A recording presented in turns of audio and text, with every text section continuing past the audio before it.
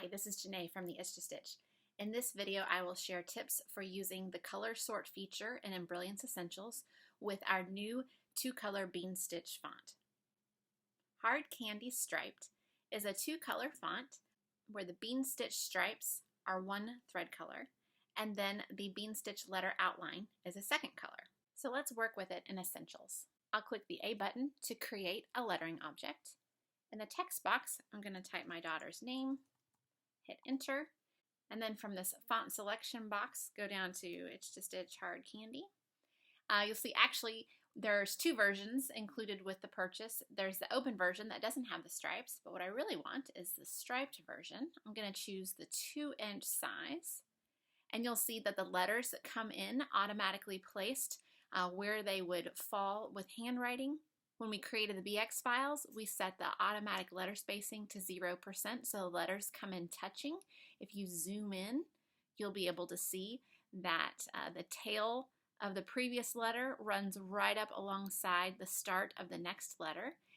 You can change the space, tighten it up just a little bit so that it overlaps just a smidge, and I'm just going to scroll across here and make sure all those other connections look decent. Let's see. By tightening it up, this overlaps a little too much, and so does this E. All right, and then I can deselect that, go zoom hoop so I can see the whole thing. Now, if I were to save this right now and take it to my machine to stitch out, we'll see down here in the lower right-hand corner, I'll only need 2 thread colors, blue and pink, but there will be 18 thread changes at my machine. It'll stitch the blue stripes for the A first, and then the outline of the capital A, then the blue stripes for the first N, outline for the second N, and so forth. That's going to be really tedious with a lot of thread changes. So with Essentials, we can use the color sort feature, and it's going to do its thinking, and it tells me this page has been sorted but not reduced. All right, so that means it's thought through this, and it realizes since all those letters overlap slightly, it can't do a color sort. That's where you need to come down here and play with tolerance. A tolerance of 0 means if something overlaps where you're not going to color sort and risk rearranging the stitch order.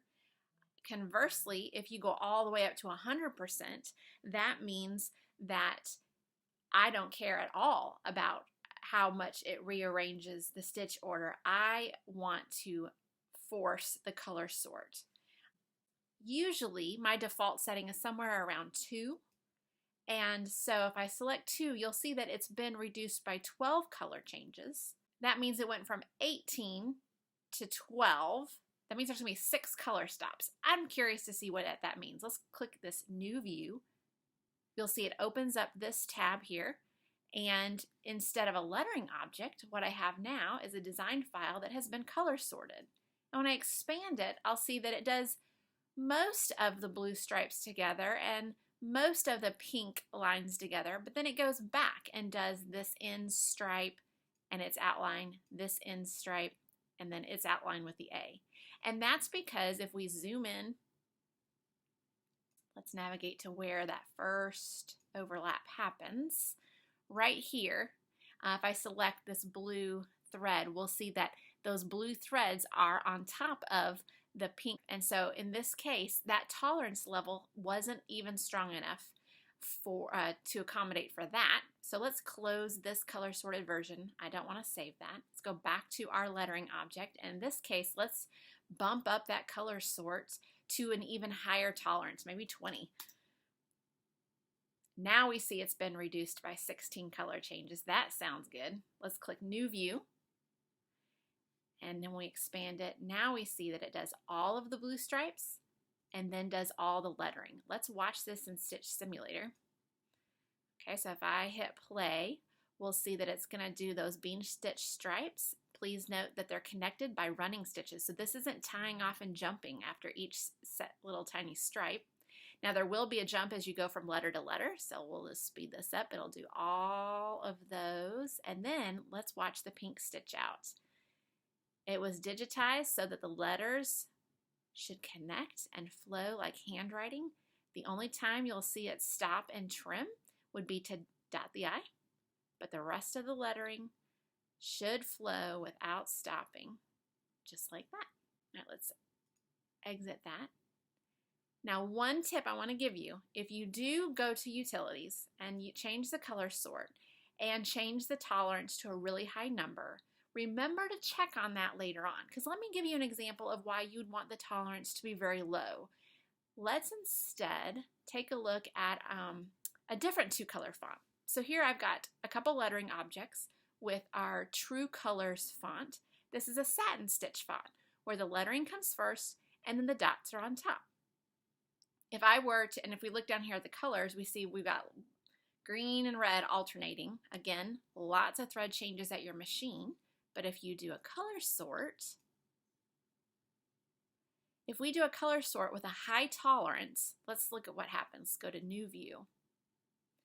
It color sorted it so it did all the green first. So it did the green lettering for Mary and the green dots for Christmas.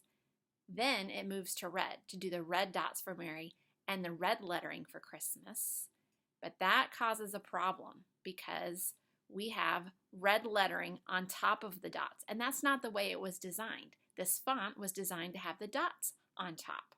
So if we want to avoid that from happening, we're going to close this version. We don't want to save that.